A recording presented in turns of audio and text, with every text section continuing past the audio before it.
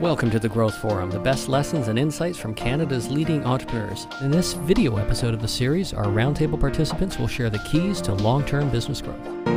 What's your best advice for other Canadian entrepreneurs on how they can prepare for economic uncertainty and weather a potential downturn? What I would suggest is really make sure that the economic engine is really sharp. You know, move away from products or services that are not so strong. A bad product for a company might be a great product for another one. So it's really about your context. The second thing is really get your financials in place. So the credit margin, having some right engineering of your financials. So meaning that it could be a blended mix of conventional banking and having some credits from research and development and having some alternative debt, and make sure that you are properly financed, because you don't want to take care of that when you're in difficulties. So that's most important to me. Always ask for money before you need it. Exactly, good advice always. I think you gotta, I'd call it, double down. You gotta double down in tough times. So it probably means you gotta work a bit harder.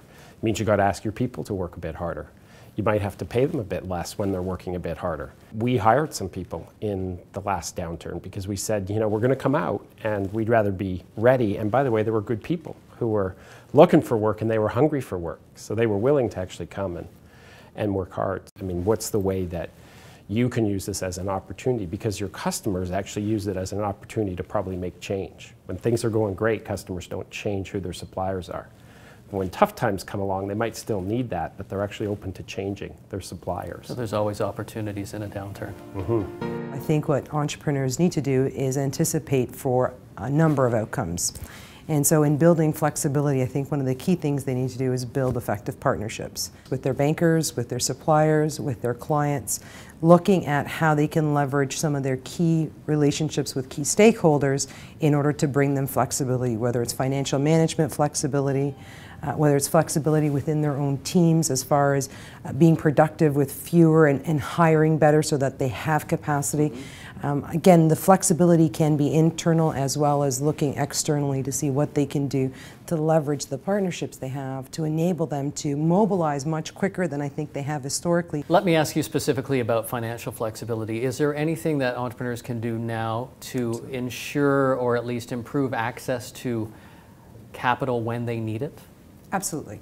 Talk early, have discussions with your partners, whether it is your accountant or your banker, early on about potential needs moving forward, and have those discussions early enough that when you have the requirement, the instruments are already in place. Have a good look at that cash flow. I mean, working capital is probably the number one reason why businesses cannot sustain themselves, and ultimately why many businesses fail. So if you have a good sense around your working capital, talking about your accounts receivable management, your accounts payable management, having a good handle on all of that, I think that you will enable yourself. Cash is king, and it allows you many flexibilities and many options. So discussing things with your professionals, discussing them early, and having a good handle on your working capital are probably three of the key things I would do.